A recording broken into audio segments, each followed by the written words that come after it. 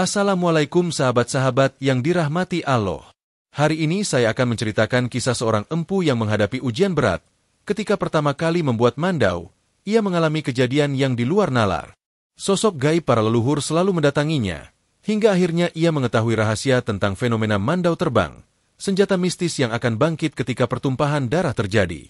Namun sebelumnya, saya sarankan untuk menuliskan sholawat Nabi Muhammad agar kelak sholawat ini menjadi saksi untuk mendapat syafaat di akhirat. Jangan lupa untuk like dan subscribe ke channel ini. Dukungan kalian sangat membantu menyebarkan kisah penuh hikmah ini, sekaligus menjadi amal jariah yang terus mengalir. Selamat mendengarkan. Di tengah rimbunnya hutan Kalimantan, di sebuah desa yang tersembunyi dari hiruk-pikuk dunia luar, lahirlah seorang anak laki-laki bernama Glolu. Sejak kecil, ia sudah menunjukkan keahlian yang tak biasa. Tangannya cekatan, matanya tajam, dan pikirannya selalu tertuju pada seni mengukir serta menempa logam. Kakeknya, seorang pandai besi ternama di desa itu, sering mengamati Glolu kecil saat bermain dengan potongan kayu dan batu. Dengan sabar, ia mengajarkan cara membuat pisau sederhana. Namun, ada yang berbeda dengan Glolu. Ia tidak hanya sekadar meniru, tetapi seolah memahami setiap guratan, setiap lekukan, dan setiap sentuhan yang harus diberikan pada bilah pisau agar menjadi sempurna. Suatu malam, di bawah rembulan yang menggantung tinggi, kakeknya memanggilnya ke dalam rumah panggung tempat mereka tinggal. Di dalam ruangan yang dipenuhi peralatan pandai besi, sebuah mandau tua tergantung di dinding. Mandau itu berkilauan di bawah cahaya obor. Bilahnya penuh dengan ukiran mistis yang tak semua orang bisa membacanya. "Kau memiliki tangan yang diberkahi oleh leluhur," kata sang kakek dengan suara berat. "Kelak, kau akan menjadi lebih dari sekadar seorang pandai besi. Kau akan menempa mandau yang bukan hanya sekadar senjata, tetapi juga membawa nyawa dan kehendak para leluhur." Glolu mendengarkan dengan seksama, namun dalam hati ia bertanya-tanya. Apa maksud kakeknya? Mengapa sebuah mandau bisa memiliki nyawa? Di luar rumah mereka, angin malam berhembus kencang. Pepohonan bergoyang seakan membisikkan sesuatu. Di kejauhan, suara burung hantu terdengar memecah keheningan malam. Glolu belum menyadari bahwa malam itu adalah awal dari perjalanan panjang yang akan mengubah hidupnya selamanya. Glolu tumbuh dengan rasa penasaran yang semakin besar. Setiap hari ia membantu kakeknya menempa besi, membentuk bilah, dan mengukir gagang mandau dengan pola yang diwariskan turun-temurun. Tapi di dalam hatinya, ia merasa ada sesuatu yang masih tersembunyi, sesuatu yang belum ia pahami sepenuhnya. Suatu malam, ketika Glolu berusia 15 tahun, kakeknya menyerahkan sebuah besi tua kepadanya. "Ini waktunya kau membuat mandau pertamamu," ujar sang kakek. "Tapi ingat, mandau bukan sekadar senjata. Setiap pukulan palu, setiap ukiran yang kau buat, harus dihormati. Jika kau melakukannya dengan benar, leluhur akan memperhatikannya." Malam itu, Glolu mulai bekerja. Ia meletakkan besi di atas bara api, memanaskannya hingga memerah, lalu mulai menempa dengan palu. Dentingan logam menggema di udara, menyatu dengan suara angin malam yang berdesir dari sela-sela dinding rumah. Namun, sesuatu yang ganjil terjadi. Setiap kali palunya menghantam besi, Glolu merasa ada suara lain yang mengikuti. Seperti bisikan halus yang tidak berasal dari kakeknya. Dadanya mulai terasa berat, peluh dingin mengalir di pelipisnya, tetapi ia tetap melanjutkan pekerjaannya. Saat ia mulai mengukir motif pada bilah mandau, tiba-tiba obor di sudut ruangan berkedip-kedip, seolah ada angin yang berembus meski semua jendela tertutup rapat. Kemudian, dari bayangan yang menari di dinding, muncul sesosok pria tua berjubah panjang dengan wajah yang samar.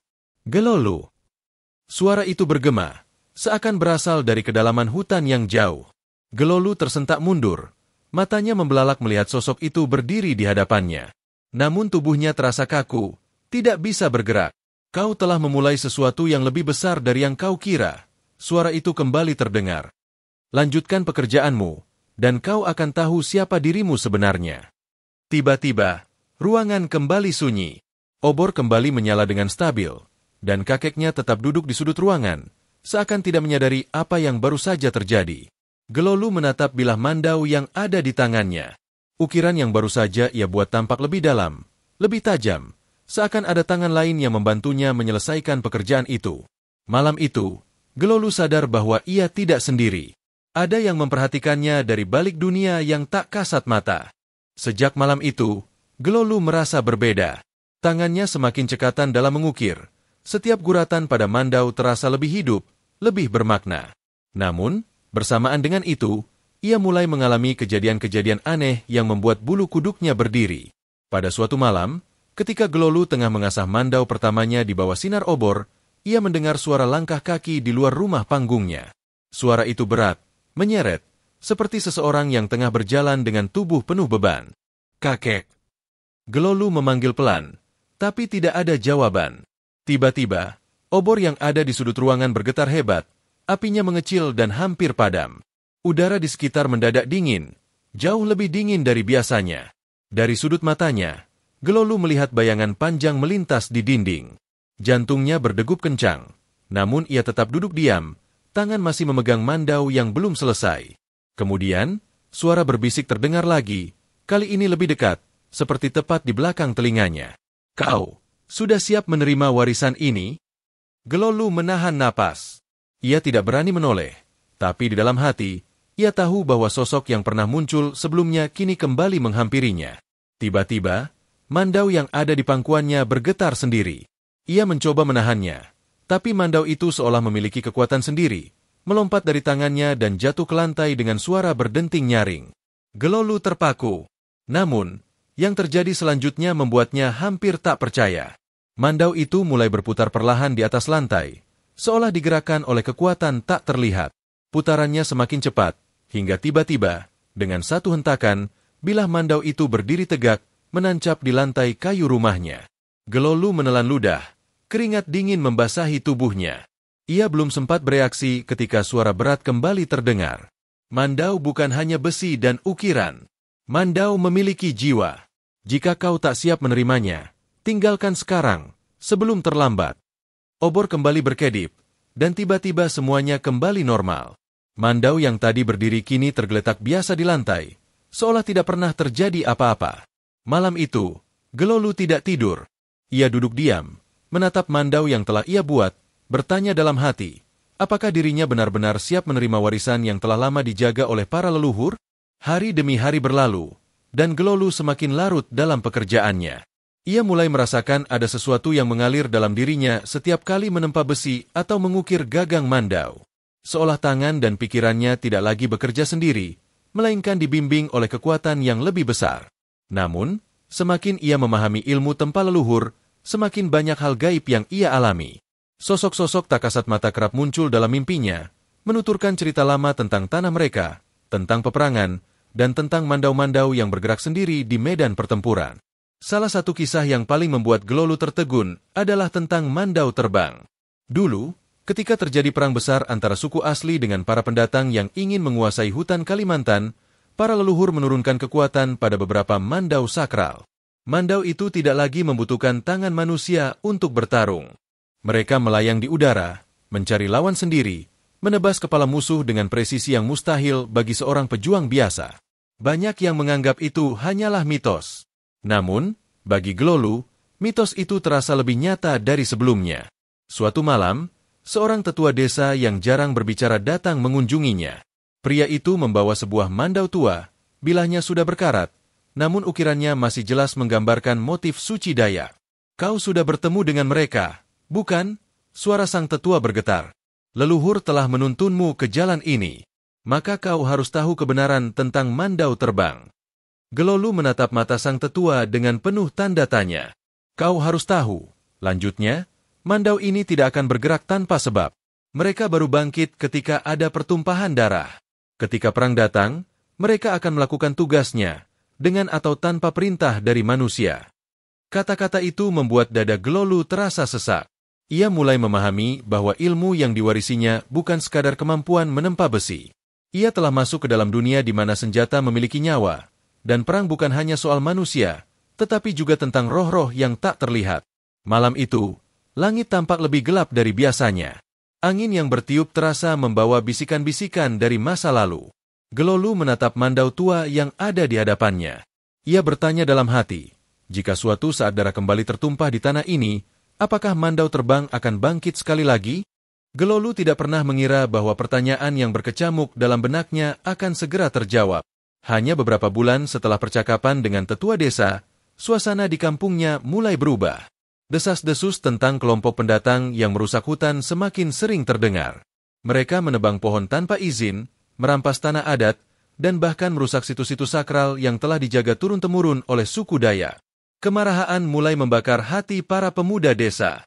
Beberapa orang tua mencoba meredamnya, namun luka yang mereka rasakan semakin dalam. Hingga akhirnya, suatu malam, darah pun tertumpah untuk pertama kalinya. Seorang lelaki tua dari suku mereka ditemukan tewas di pinggir hutan, tubuhnya penuh luka, dan di sekitarnya terdapat jejak sepatu milik para pendatang. Duka berubah menjadi amarah. Tidak ada lagi yang bisa menghentikan pertumpahan darah. Gelolu yang menyaksikan semua ini merasa dadanya sesak. Ia tahu bahwa perang akan segera pecah. Ia tahu bahwa inilah saatnya Mandau terbang melakukan tugasnya. Malam itu, langit gelap tanpa bintang. Udara terasa lebih berat dari biasanya.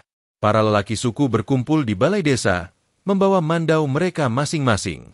Mereka mengucapkan doa-doa kepada leluhur, memohon perlindungan dan kekuatan. Gelolu berdiri di sudut ruangan. Tangannya gemetar saat memegang mandau yang telah ia buat sendiri. Di luar, suara gemuruh angin terdengar seperti bisikan dari dunia lain. Lalu, sesuatu terjadi. Mandau-mandau yang tergantung di dinding mulai bergetar. Pada awalnya perlahan, lalu semakin kuat, seolah ada kekuatan tak kasat mata yang membangunkannya dari tidur panjang. Tiba-tiba, satu persatu mandau itu terlepas dari tempatnya, melayang di udara dengan gerakan halus tapi pasti. Suasana di dalam balai desa mendadak sunyi. Semua mata memandang ke arah mandau-mandau yang kini berputar perlahan, seolah sedang menunggu sesuatu. Gelolu merasakan dadanya bergetar. Inilah yang selama ini diceritakan para leluhur. Inilah yang selama ini hanya dianggap mitos oleh sebagian orang. Mandau terbang telah bangkit, dan perang sudah di ambang pintu. Suara tabuhan gong terdengar memenuhi langit malam, menandakan bahwa perang telah dimulai. Para pemuda suku bersiap dengan mandau mereka masing-masing, sementara yang lebih tua berdiri di belakang, melantunkan doa-doa kepada leluhur. Gelolu berdiri di tengah kerumunan, matanya terpaku pada mandau-mandau yang masih melayang di udara. Angin bertiup semakin kencang, membawa aroma tanah basah dan asap dari obor yang menyala di sekeliling perkemahan. Suara-suara lirih yang tak kasat mata mulai terdengar di telinga Gelolu, bisikan para leluhur yang seakan berbicara langsung kepadanya. Pertumpahan darah telah dimulai. Mandau terbang akan menuntaskan tugasnya. Tiba-tiba, mandau-mandau yang melayang itu bergerak. Mereka melesat keluar dari balai desa, seperti elang yang dilepaskan dari sangkar, menuju ke dalam gelapnya hutan.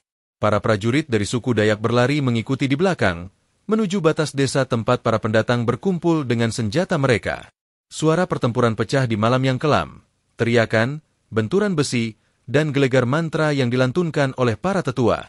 Di tengah kekacauan itu, Gelolu menyaksikan sesuatu yang membuat darahnya berdesir. Mandau terbang benar-benar bertarung. Mereka bergerak sendiri, berputar di udara, melayang di antara pepohonan dengan kecepatan yang tak bisa diikuti mata manusia. Setiap kali musuh mengayunkan senjatanya, mandau-mandau itu menangkis dengan presisi yang mustahil. Beberapa bahkan melesat lurus ke arah para pendatang, menebas tanpa belas kasihan. Gelolu merasakan tengkuknya merinding. Ini bukan sekadar perang antara manusia. Ini adalah perang antara alam dan mereka yang mencoba menentangnya. Para pendatang yang semula datang dengan percaya diri kini berteriak panik. Mereka mencoba melarikan diri, namun mandau-mandau itu terus mengejar mereka, seolah memiliki kehendak sendiri. Tak butuh waktu lama sebelum tubuh-tubuh berjatuhan di tanah, membasahi bumi dengan darah. Langit yang semula hitam kini dihiasi oleh kilauan bilah mandau yang bergerak tanpa kendali. Setiap ayunan yang mereka lakukan seperti tarian kematian yang telah lama ditakdirkan. Dan di tengah semua itu, Gelolu berdiri kaku, menyadari satu hal yang membuatnya semakin takut. Mandau terbang tidak hanya bertarung untuk membela sukunya. Mereka bertarung karena darah telah dipanggil, dan mereka tidak akan berhenti sampai semua musuh lenyap dari tanah ini. Perang berlanjut hingga fajar hampir menyingsing. Para pendatang yang masih hidup berlari ketakutan ke dalam hutan, meninggalkan senjata mereka begitu saja. Beberapa di antara mereka merintih kesakitan. Tubuh mereka penuh luka akibat tebasan mandau terbang yang melayang tanpa belas kasihan. Gelolu berdiri di tengah medan perang. Napasnya berat. Tanah di sekelilingnya basah oleh darah. Udara dipenuhi aroma besi yang menusuk. Mandau-mandau itu masih berputar di udara, bergerak perlahan seolah masih mencari lawan. Tiba-tiba, dari balik pepohonan, seorang pria tua muncul. Dialah tetua desa yang dulu membawa mandau sakral kepadanya. Sudah cukup, suara sang tetua bergetar, penuh kewibawaan. Pertumpahan darah telah usai. Kalian harus kembali. Perlahan, mandau-mandau yang semula melayang tinggi mulai turun.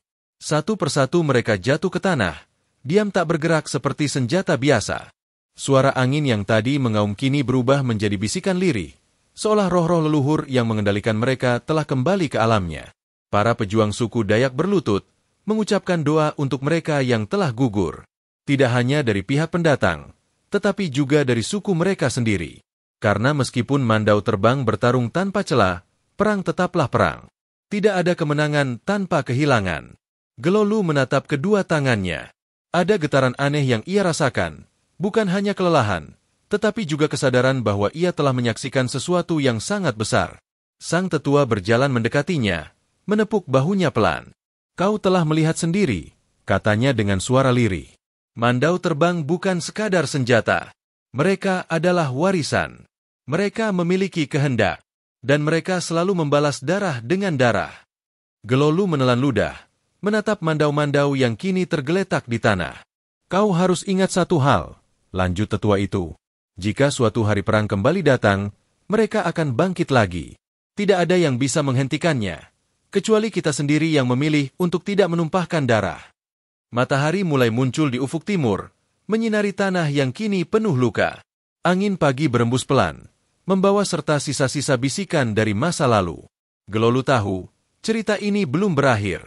Mandau-mandau itu mungkin telah kembali tidur. Namun, jika pertumpahan darah terjadi lagi, mereka akan bangkit sekali lagi.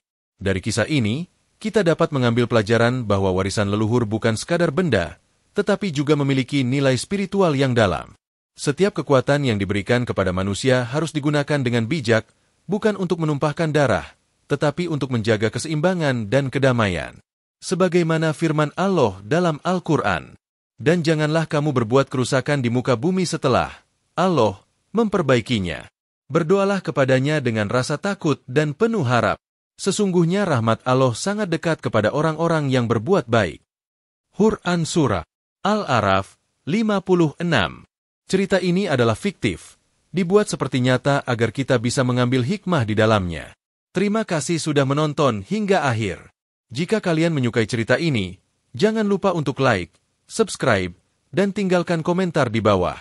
Sampai jumpa di cerita berikutnya.